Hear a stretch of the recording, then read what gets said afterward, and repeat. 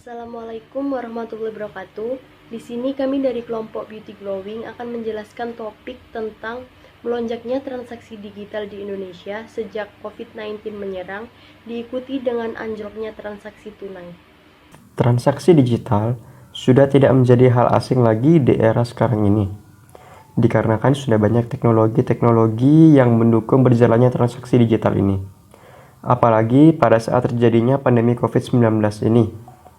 Banyak transaksi-transaksi bisnis atau jual beli yang dilakukan dengan menggunakan transaksi digital demi mengurangi penularan COVID-19 melalui uang tunai. Banyak hal yang sudah mendukung akan dilakukannya transaksi digital ini, yaitu adanya e-commerce, fintech, dan startup lainnya.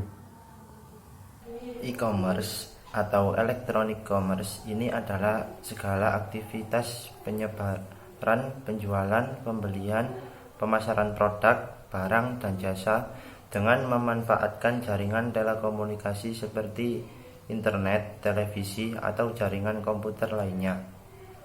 Sudah banyak perusahaan-perusahaan besar yang berbentuk e-commerce. Contohnya, 4 perusahaan e-commerce terbesar di Indonesia saat ini adalah Shopee, Lazada, Bukalapak, dan Tokopedia. Perusahaan e-commerce ini sangatlah mendukung akan terjadinya transaksi digital yang pada nantinya akan menggunakan metode pembayaran digital juga. Apalagi dalam masa pandemi COVID-19 ini, tingkat jual beli masyarakat terus bertambah dan penjualan barang semakin meningkat. Dalam bidang digital dan peningkatan terbesar terjadi pada kebutuhan primer dari masyarakat seperti makanan dan alat kesehatan.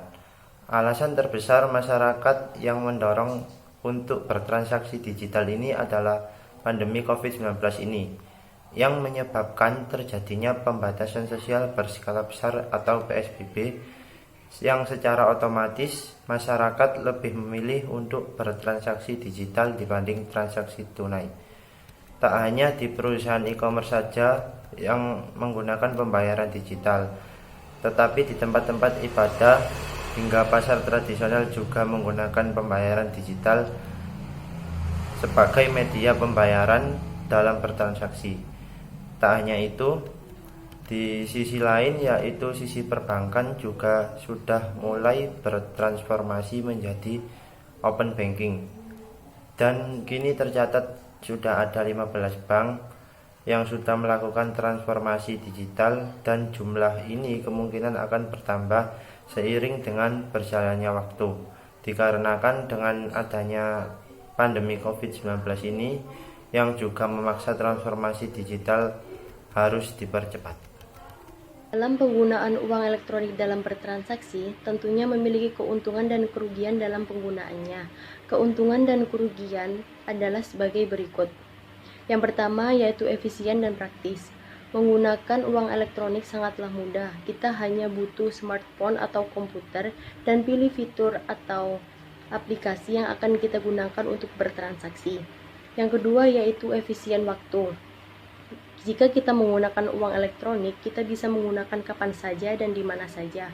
Yang ketiga, yaitu terdapat perincian biaya. Yang keempat, bebas dari masalah pengembalian. Dan yang kelima, lebih aman menghindari pencurian. Di samping keuntungan yang didapat, ada juga kerugian dalam penggunaan uang elektronik ini. Yang pertama, yaitu resiko diretas. Yang kedua, kebutuhan akses internet. Akses internet sangat berperan penting dalam transaksi menggunakan uang elektronik ini. Dan yang terakhir yaitu pengguna menjadi lebih boros, dikarenakan sangat mudahnya bertransaksi menggunakan uang elektronik ini.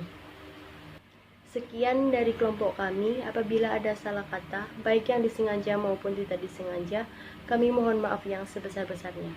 Assalamualaikum warahmatullahi wabarakatuh.